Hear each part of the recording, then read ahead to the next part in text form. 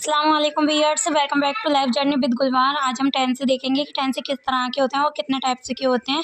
यहाँ पर मैं जो ट्यूशन वाले बच्चों को नोट्स बनवाती हूँ उसमें मैंने वो आपके साथ शेयर करें स्टेप बाय स्टेप। देखेंगे टेंस कितने टाइप के होते हैं। ऑलमोस्ट जो होते हैं वो 3 टाइप से के होते हैं। सबसे पहले प्रेजेंट टेंस आएगा, फिर पास्ट टेंस आएगा, फिर फ्यूचर। अब हमारे जो प्रेजेंट टेंस होता है उसके कितने पार्ट्स होते हैं यहाँ पर, उसके होते हैं 4 पार्ट्स है ना। Present indefinite, present continuous, present indefinite मतलब कोई काम ताहे ती है में, मतलब हम करते हैं, अभी हम पढ़ाते हैं, इस तरह से।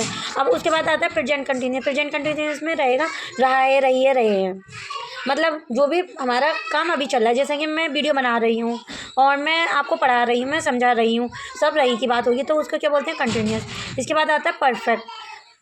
प्रेजेंट परफेक्ट का मतलब होता है चुका है, मतलब जो काम हमारा हो चुका है, होगी प्रेजेंट की बात, लेकिन जाएगी किस में, चुका में। जैसे कि हमारा ये काम हो चुका है, जैसे कि हम कल पढ़ चुके हैं, हम खाना खा चुके हैं, हम बाजार घूम के आ चुके हैं। अब इसमें देखिए प्रेजेंट परफेक्ट कंटिन्यूअस, कंटिन्यूअस पीछे आ रहा है, इसका मतलब ये कि रहा, रही, रहे आ रहे होंगे, लेकिन इसमें परफेक्ट लगा है। परफेक्ट का मतलब समय, समय भी आएगा। जैसे कि हम 5 बजे से यह किताब पढ़ रहे हैं, या फिर तुम कल से ये काम कर रहे हो, या फिर हम शाम 5 बजे से ये काम कर रहे हैं। अब इस यहाँ पर आ जाइए पास्ट टेंस।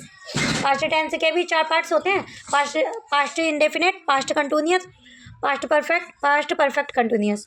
उसके बाद आएगा फ्यूचर टेंस। फ्यूचर के भी उसी तरह से 4 पार्ट्स होते हैं। Future indefinite, future continuous, future perfect और फ्यूचर परफेक्ट कंटिन्यूअस। अब चलिए अब इनके सबके पार्ट्स देखते हैं। सबसे पहले हमारा आ जाएगा ये प्रेजेंट इंडेफिनिट। अब प्रेजेंट इंडेफिनिट में क्या करना है, प्रेजेंट इंडेफिनिट में भी 4 तरह के पार्ट होते हैं। सबसे पहले अफर्मेटिव, नेगेटिव, इंटरोगेटिव।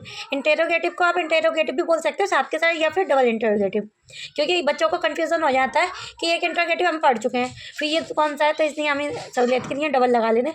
वैसे ना भी लगाओ तो कोई फ़र्क नहीं पड़ता है। अब अफर्मेटिव मतलब सीधा सीधा वाक्य रहेगा अफर्मेटिव में। नकारात्मक मतलब नेगेटिव की बात होगी, नहीं की बात होगी।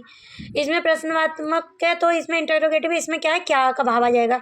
जैसे हम किसी से क्वेश्चन पुट अप करते हैं कि जैसे हम पूछेंगे, क्या तुम आज भी खाना खाती हो, क्या तुम आज भी पढ़ती हो, है ना, क्या तुम आज घूमने जाती हो, आज हटा दो, तो क्या तुम किताब पढ़ती हो, क्या तुम अपना पाठ याद करते हो, इस तरह से, है ना। अब इंटरोगेटिव, डबल इंटरोगेटिव मतलब सबसे पहले क्वेश्चन वर्ड आएगा। क्वेश्चन वर्ड का मतलब जो हु फैमिली वाले जो होते हैं, डब्ल्यू फैमिली वाले, जैसे व्हेन, व्हाई, हाउ, है ना, ये सब हमारे क्वेश्चन वर्ड हो जाते हैं।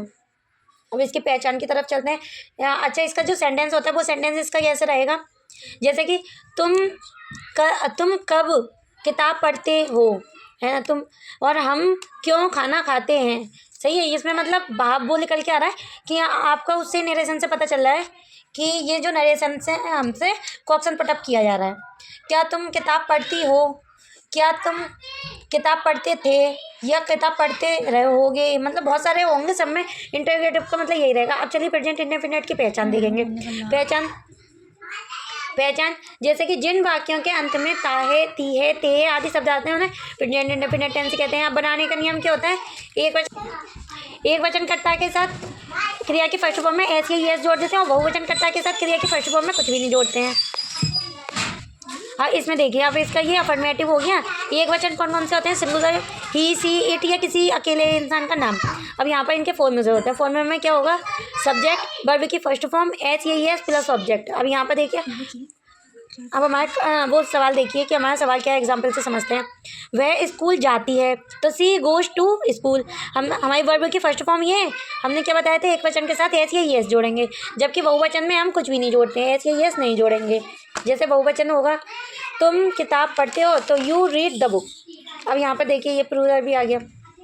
ये मैं बच्चों को पढ़ा रही हूँ तो हाथ के नोट्स बनवा दिए ताकि इन लोगों को ईजी पड़ जाए। फिर प्लूरल में आए बहुवचन।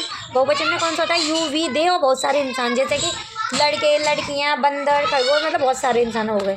अब बहुवचन का हम फॉर्म में देखते हैं। सबसे पहले सब्जेक्ट, फिर वर्ब की फर्स्ट फॉर्म, फिर ऑब्जेक्ट। अब देखिए एग्जाम्पल क्या रहेगा, तुम कपड़े धोती हो, तो you wash the cloth. You है, यू हमारा क्या है, प्लूरल। प्लूरल में हमें ऐसी यस वर्ब की फर्स्ट फॉर्म में नहीं जोड़ते हैं। इस तरह से हमारा नेगेटिव है। नेगेटिव में क्या है, हमारा नकारात्मक वाक्य, इसमें नहीं का भाव आएगा। जैसे कि एग्जाम्पल से हम देंगे, अयान, मैं दूध नहीं पीता हूँ, तो I do not drink the milk, है ना। डू, डज और प्लस नॉट आएगा। डज हमारा कहाँ आएगा, एक वचन के साथ, एक वचन। सी डज नॉट ईट द उसके बाद इंटरोगेटिव आ जाएगा। इंटरोगेटिव में क्या आएगा, डू और डज है वो सबसे पहले आ जाएगा, फिर फर्स्ट फॉर्म, वर्ब की फर्स्ट फॉर्म और ऑब्जेक्ट, है ना, सब्जेक्ट के साथ। अब एग्जाम्पल से समझेंगे। क्या तुम सड़क पर भागते हो, तो do you run on the road. अब ये वाला देखिए एक वचन के साथ, क्या राजा तुमसे बात करता है, तो does Raja talk to you. अब डबल इंटरोगेटिव में क्या करेंगे, क्वेश्चन वर्ड है और प्लस डू डज आएगा, फिर उसके बाद सब्जेक्ट है, फिर वर्ब आएगा, फिर फर्स्ट फॉर्म है, फिर ऑब्जेक्ट है। वह कब तुम पर हंसता है, तो when does he laugh at you. Laugh के साथ हमेशा एट आता है। आई होप कि आप लोगों को इतना समझ में आ गया होगा। अगर आपको समझ में नहीं आता तो मुझे कमेंट बॉक्स में बताइए।